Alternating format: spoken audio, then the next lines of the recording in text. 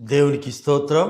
నేటి ఉదయకాల అనుదిన అరుణోదయ రక్షణ వాక్య సందేశం వింటున్నటువంటి ప్రేమైన దేవుని బిడ్డలారా, మీకందరికీ మన ప్రభువు రక్షకుడైన యేసు క్రీస్తు నామం పేరిట నా యొక్క వందనములు, శుభములు మీకు తెలియజేస్తుంటున్నాను.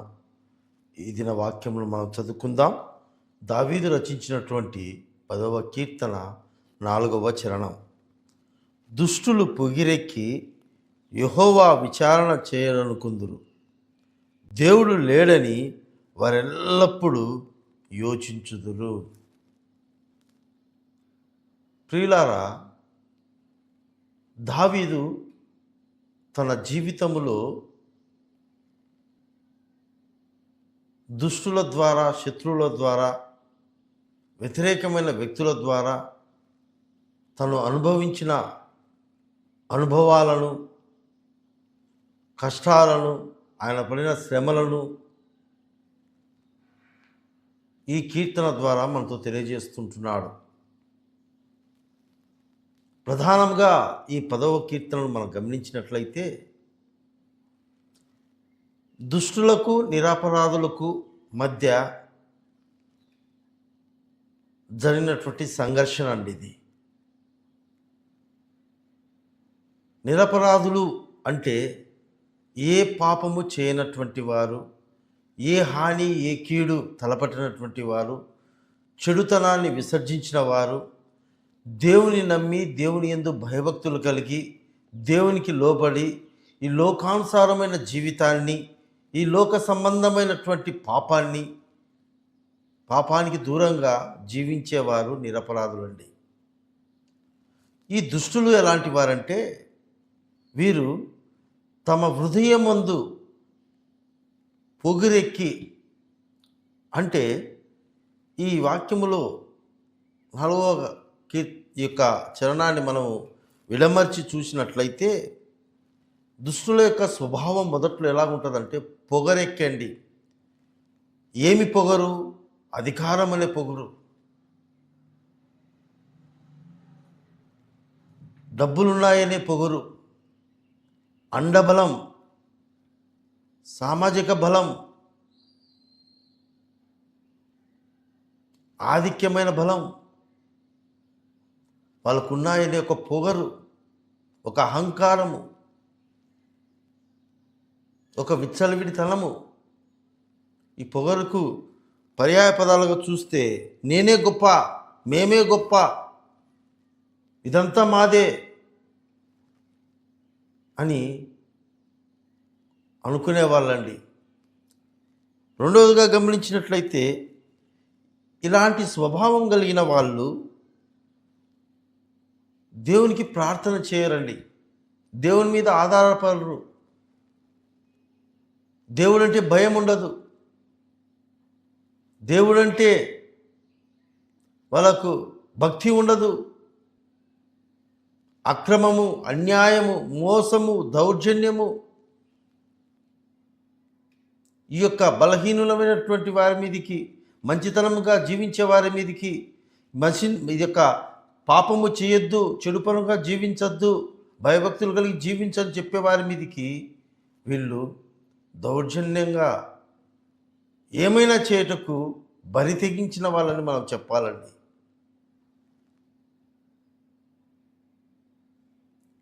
మూడవదిగా గమనించినట్లయితే ఈ వాక్యములో ఇలాంటి వాళ్ళ యొక్క స్వభావం ఏముంటుందంటే, మూడవదిగా వీరు దేవుడు లేడని తలుచుకునేవారండి.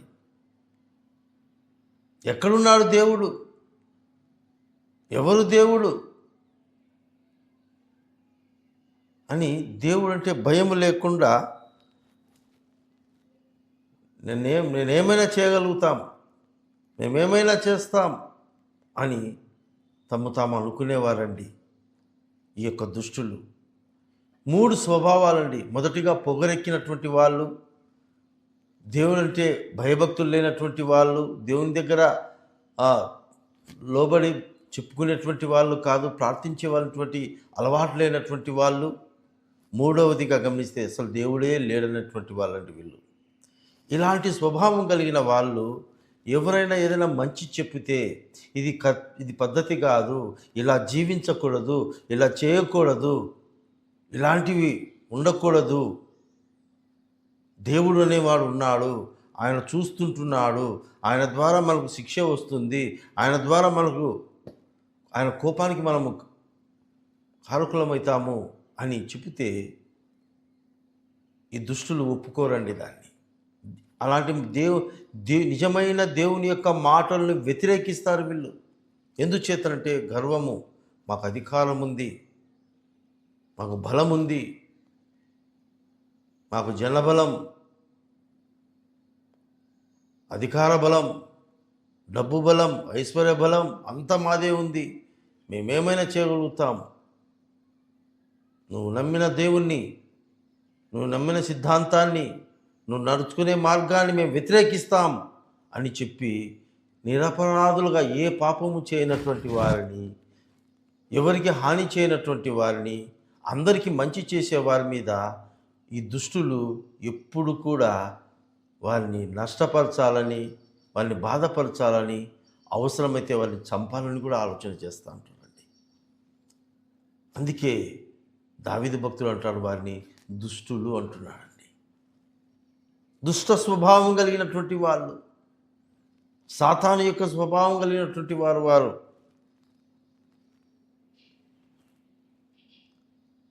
ఎందుకు దుష్టులు అలాగ అనుకుంటారంటే, ఆ కీర్తనలో గమనించినట్లయితే వాళ్ళకుండే కోరికలు, వాళ్ళకుండే ఆలోచనలు తమకు తామే కరెక్ట్ అనుకుంటారండి. తమకు తామే వాళ్ళు మెచ్చుకుంటారు, ప్రోత్సహించుకుంటారు. మేము చేసేది కరెక్టే, మేము వెళ్ళే మార్గం కరెక్టు, మా సిద్ధాంతం కరెక్టు, మా మాట కరెక్టు. ఏంటి లోకంలో దౌర్జన్యంగా, అక్రమంగా, మోసకరంగా ఒక మనిషి, మానవుడు జీవించవలసిన జీవితానికి వ్యతిరేకమైన దౌర్భాగ్యం జీవించేది వాళ్ళకు అది మెచ్చుకుంటారు దుష్టులంటే. అయితే వాళ్ళు అధికారము, వాళ్ళ మాట నెరవేర్పు బలము కలిగినప్పుడు వాళ్ళ సమస్తాన్ని మర్చిపోయి విచ్చలవిడి జీవితం జీవిస్తారండి. మాకేమీ కాదు, మమ్మల్ని ఎవరేం చేయలేరు అని చెప్పేటువంటి స్వభావం కలిగిన వారండి. అందుకే సామెతల గ్రంథం 16వ అధ్యాయం 18వ వాక్యము తెలియజేస్తూ ఉంది, నాశనములకు ముందు గర్వము వచ్చునని. ఈ పొగరెక్కి ప్రవర్తించేవాళ్ళు, పొగరెక్కి దేవునికి వ్యతిరేకంగా మాట్లాడేవాళ్ళు, పనులు చేసేవాళ్ళు, విభేదించేవాళ్ళు, వ్యతిరేకించే వాళ్ళకు, అలాంటి గర్వం కలిగినటువంటి వారికి నాశనములకు ముందు గర్వం అంటే వారికి ఇంకా నెక్స్ట్ స్టేజ్ నాశనం అయిపోతున్నారండి అలాంటి వారికి. అది దావీదు కీర్తనలో దావీదు అంటాడు, చివరిలో ఒక నిరీక్షణ తెలియజేస్తాడు, తప్పకుండా దుష్టులను దేవుడు శిక్షిస్తాడని. వారికి రావాల్సిన ప్రతిఫలం దేవుడు వారికి ఇస్తాడు. నీతి, న్యాయము ఎన్నటికీ ఓడిపోదండి. సత్యముని ఎప్పుడు అబద్ధం చేయలేమండి. అందుకే మనం ఎప్పుడు కూడా మన జీవితాలలో మనము గర్వించకూడదు. మనకు అధికారాలు రావచ్చు, ధనబలము రావచ్చు, ఐశ్వర్య బలము రావచ్చు, మనుషుల అండగా మనకు అనేక మంది అధికారులు, నాయకులు మన తోడుగా ఉండొచ్చు. అయితే మనం ఎలాంటి ప్రవర్తన కలిగి ఉన్నాం, దేవుని యందు భయభక్తులు కలిగి ఉంటే అది తెలివికి మూలమని వాక్యములో ఉందండి. కనుక ఈరోజు ఒకవేళ నీ జీవితంలో ఈ దుష్టుల లాంటి స్వభావం కలిగినటువంటి వాళ్ళ యొక్క అనుభవాలు నీకు ఎదురవుతున్నట్లయితే దావీదు వల్లే మనం ప్రార్థించాలి, దావీదు వల్లే దేవుని యందు విశ్వసించాలి. ఎందుచేతనంటే దుష్టునికి తప్పక శిక్ష రానే వచ్చుతుంది.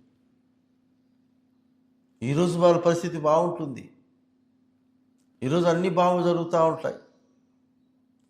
వాళ్ళ దేవుడు నిజంగా ఉంటే, వాళ్ళు నమ్మిన దేవుడు వాళ్ళకు తోడుగా ఉంటే ఇట్లా ఎందుకు గమ్ము ఉంటాడు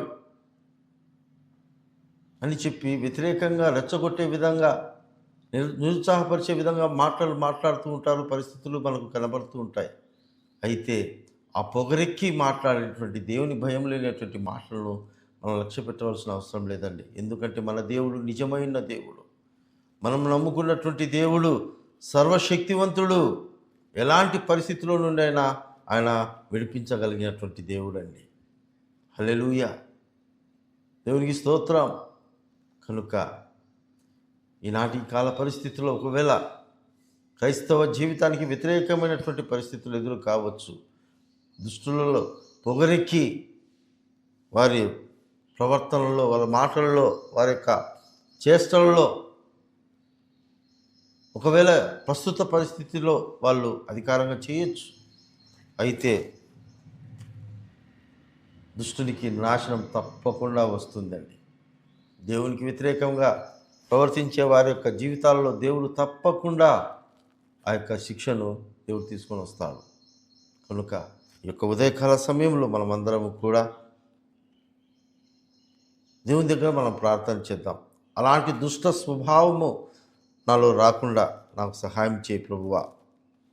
నా హృదయంలో గర్వం రాకుండా, పొగరు రాకుండా నన్ను కాపాడు.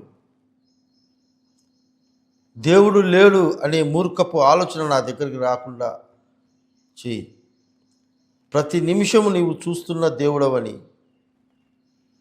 అనే భయం నాలో పుట్టించు. నా రహస్య పాపాలను, నా రహస్య మంచిని నువ్వు చూస్తున్న దేవుడవయ్యా. నన్ను నీ బిడ్డగా, నిరపరాధిగా నన్ను చేయము, నన్ను నడిపించుము.